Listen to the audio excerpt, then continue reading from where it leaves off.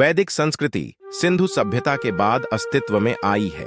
इसकी जानकारी वेदों से मिलने के कारण इसे वैदिक संस्कृति कहा जाता है। वैदिक काल को दो भागों में बांटा जा सकता है। वैन त्रगवैदिक काल दो। उत्तर वैदिक काल सिंधु सभ्यता नगरीय थी, जबकि वैदिक संस्कृति मूलतः ग्रामीण थी। त्रगवैदिक काल ऋग्वैदिक संस्कृति ग्रामीण, पशुपालन पर आधारित व राजतंत्रीय थी। पशुपालन उनका प्रमुख व्यवसाय था।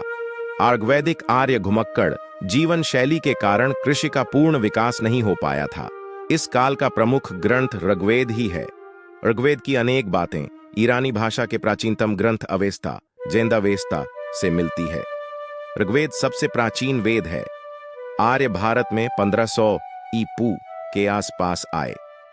ऋग्वैदिक काल की सर्वाधिक महत्वपूर्ण नदी सिंधु है तथा दूसरी सर्वाधिक महत्वपूर्ण नदी सरस्वती थी। सरस्वती का ऋग्वेद में सर्वाधिक बार उल्लेख हुआ है। सरस्वती व दृशद्वती नदियों के मध्य का प्रदेश ब्रह्मवर्त कहा जाता है। यह प्रदेश अत्यंत पवित्र माना जाता है।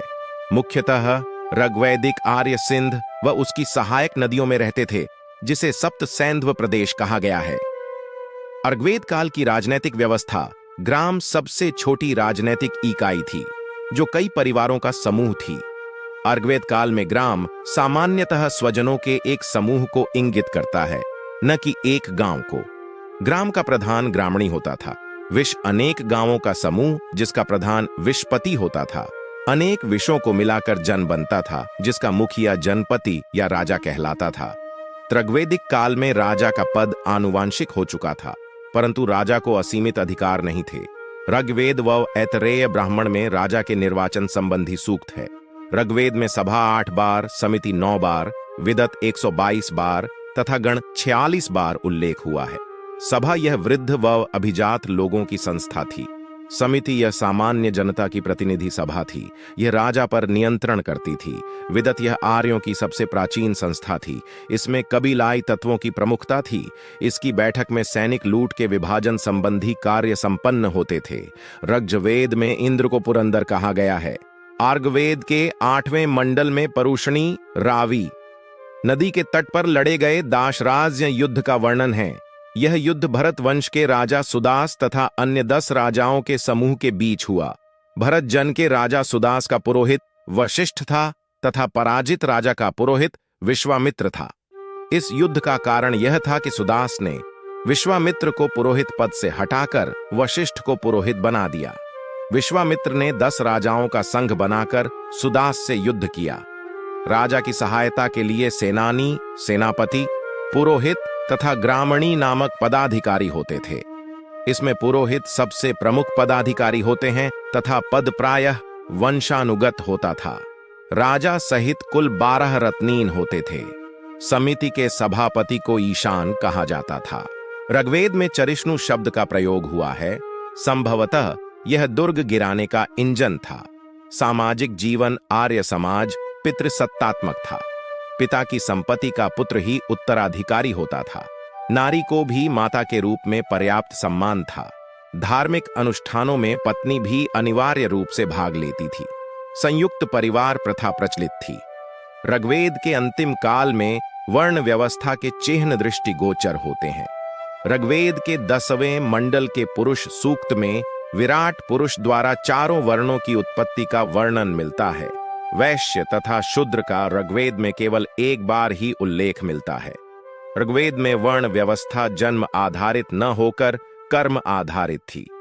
ऋग्वेद में एक आर्षि कहता है कि मैं कवि हूं, मेरे पिता वैद्य हैं तथा मेरी माता अन्न पीसने वाली हैं। साधन भिन्न है, परंतु सभी धन की कामना करते हैं। आर्गवैदिक काल में दास प्रथा का प्रचलन था।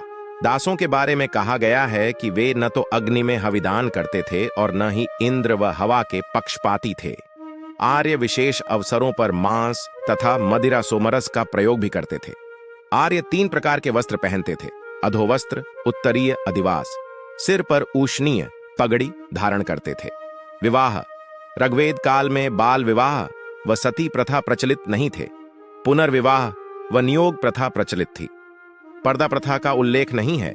आजीवन अविवाहित रहने वाली कन्याओं को अमाजू कहा जाता था। कन्या की विदाई के समय जो उपहार दिए जाते थे उसे वहेतु कहते थे। आग वैदिक काल में पुत्री का उपनयन संस्कार होता था। शिक्षा स्त्रियां भी वैदिक शिक्षा प्राप्त करती थीं व उन्हें यज्ञ करने का अधिकार भी था। लोपामुद्रा विदर्भ राजा की पुत्री व अगस्त्य ऋषि की पत्नी थी। शिक्षा गुरुकुल में दी जाती थी व मौखिक होती थी। आर्थिक जीवन ऋग्वैदिक का मूल आधार पशुपालन एवं कृषि था। ऋग्वेद में फाल का उल्लेख मिलता है। कृषि योग्य भूमि को उर्वरा या क्षेत्र कहा जाता था। ऋग्वेद के चौथे मंडल में कृषि संबंधी प्रक्रिया का उल्लेख है। भूमि राजा की निजी संपत्ति न होकर संपूर्ण कबीले का सामूहिक स्वामित्व होता था।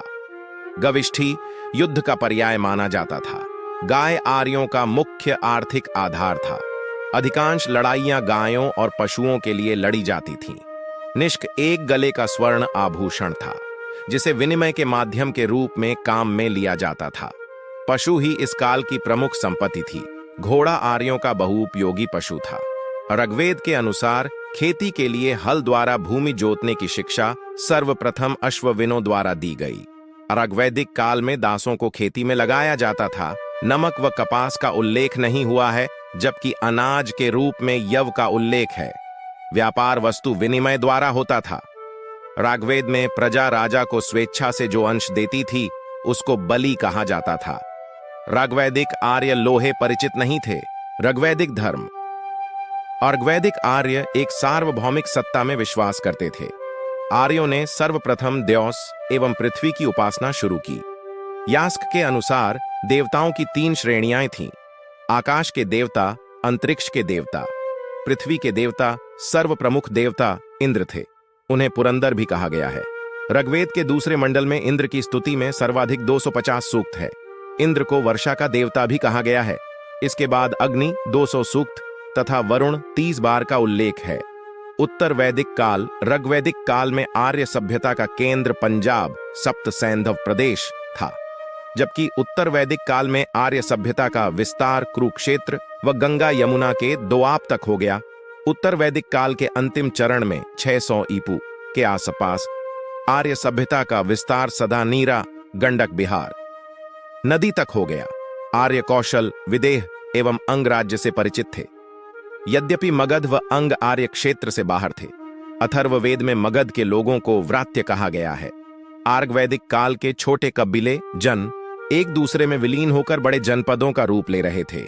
पुरु व भरत मिलकर कुरु तथा तुर्वश एवं कृवि मिलकर पंचाल कहलाए।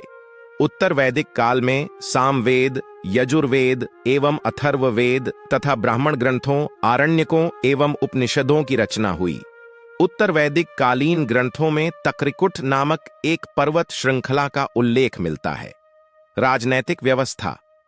ऋग्वैदिक काल में राजा कबीले का शासक होता था, जबकि उत्तर वैदिक काल में आर्य जीवन में आए स्थायित्व के कारण कबीले बड़े जनपदों में परिवर्तित हो गए तथा राजा बड़े प्रदेश पर शासन करने लगा।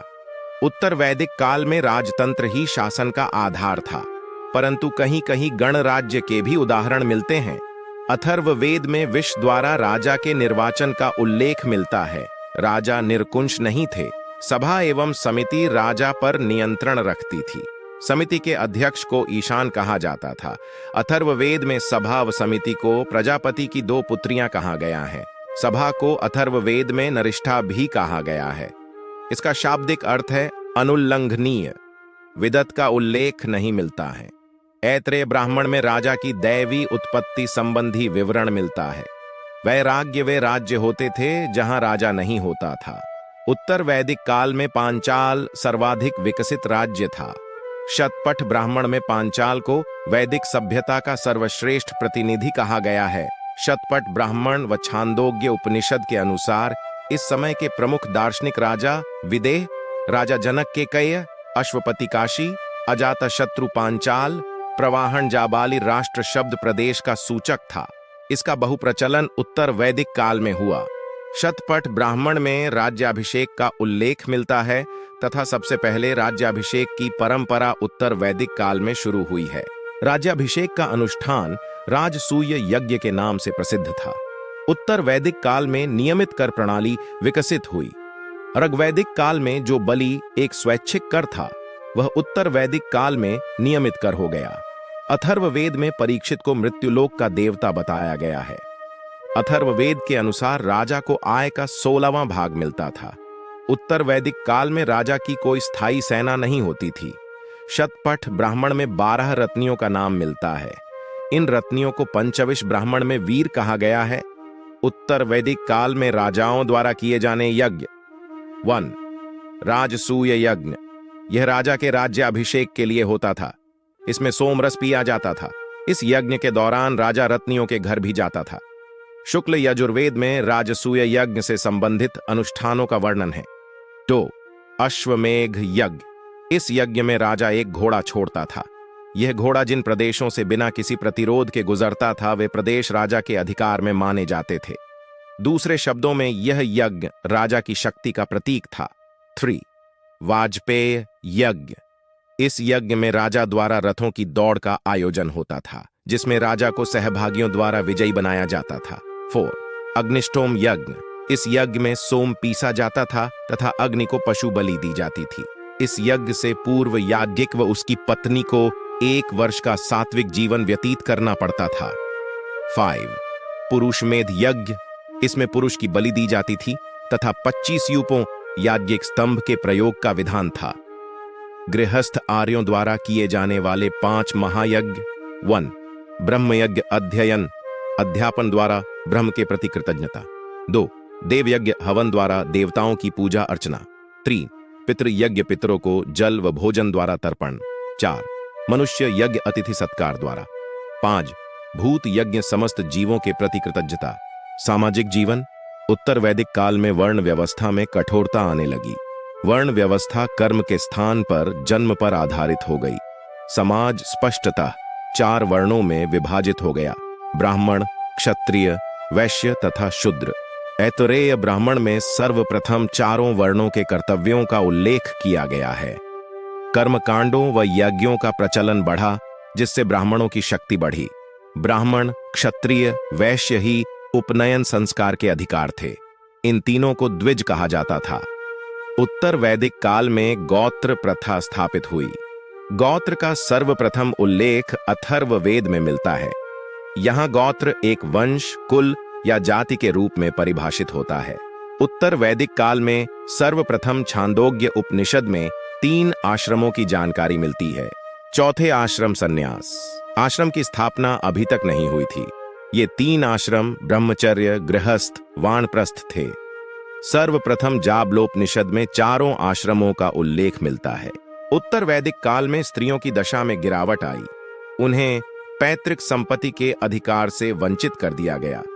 सभा एवं समिति में स्त्रियों का प्रवेश वर्जित कर दिया गया। स्त्रियों को उपनयन संस्कार से भी वंचित कर दिया गया। छांदोग्य उपनिषद में दासों को संपत्ति माना गया है। केवल आश्वलयन गृह सूत्र में 8 प्रकार के विवाह का उल्लेख है।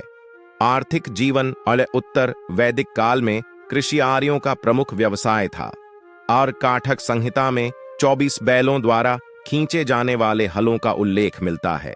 अष्टपथ ब्राह्मण में कृषि की 4 क्रियाओं जुताई, बुआई, कटाई तथा मढ़ाई का उल्लेख हुआ है।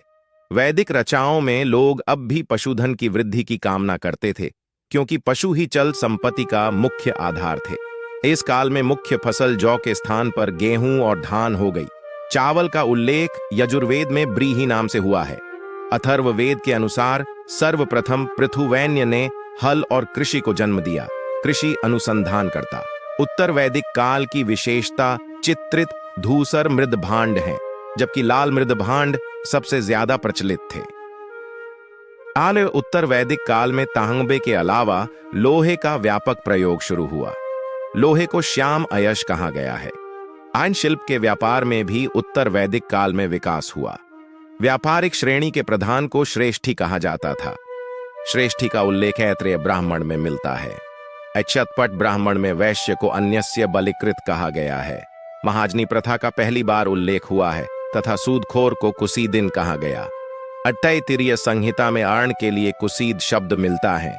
उत्तर वैदिक काल में निष्क, शतमान, पाद, कृष्णल आदि माप की इकाइयां थीं। निष्क स्वर्ण मुद्रा थी व शतमान चांदी की मुद्रा थी। गाय व निष्क लेन देन का माध्यम थी। वस्तु विनिमय द्वारा भी व्यापार होता था। रत्तिका व गुंजा भी तौल की इकाई थी। धार्मिक जीवन उत्तर वैदिक काल में धार्मिक अनुष्ठानों व कर्म कांडों में वृद्धि हुई। यज्ञ में अधिक पुरोहितों की आवश्यकता होने लगी। ऋग्वैदिक देवता इंद्र व अग्नि का महत्व कम हो गया तथा प्रजापति ब्रह्म को सृष्टि निर्माता के रूप में सर्वोच्च स्थान मिला।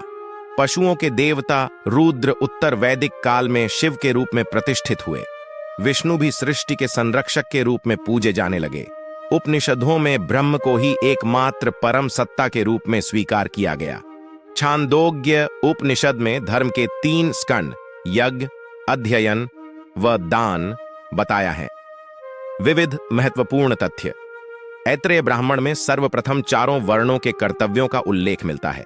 छांदोग्य उपनिषद में इतिहास पुराण को पंचम वेद कहा गया है। याज्ञवल्क्य गार्गी संवाद का उल्लेख बृहदारण्यक उपनिषद में मिलता है। यम नचिकेता की कहानी कठोपनिषद में है। यह कृष्ण यजुर्वेद की कट शाखा का उपनिषद है। तैत्तिरीय ब्राह्मण के अनुसार ब्राह्मण सूत का, क्षत्रिय सन का और वैश्य ऊन का यज्ञोपवीत धारण करते थे। पुनर्जन्म का सिद्धांत सर्वप्रथम शतपथ ब्राह्मण में मिलता है। अथर्ववेद का पृथ्वी सूक्त वैदिक राष्ट्रीय गीत है। लोपामुद्रा अगस्त्य अर्षि की पत्नी थी। लोपामुद्रा ने कई वैदिक आर्चाओं की रचना की।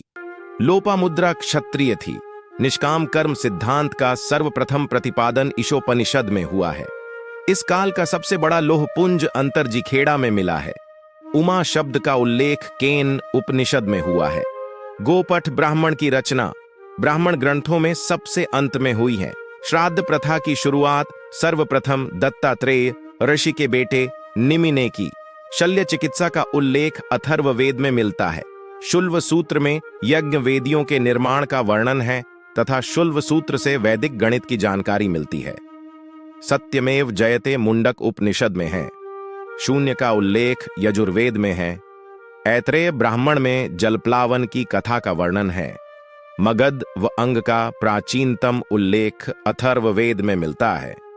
युद्ध का प्रारंभ मनुष्यों के मस्तिष्क में होता है। यह अथर्ववेद में उल्लिखित है। विवाहों में ब्रह्म विवाह सबसे आदर्श था। आधुनिक समय में भी अधिकांश विवाह ब्रह्म विवाह ही होते हैं। असतो मां सद्गमय ऋग्वेद से लिया गया है। ऋग्वेद में अग्नि को देवताओं का मुख कहा गया है। यदि हमारी प्रस्तुति अच्छी लगी हो तो वीडियो को लाइक करें और चैनल को सब्सक्राइब करें।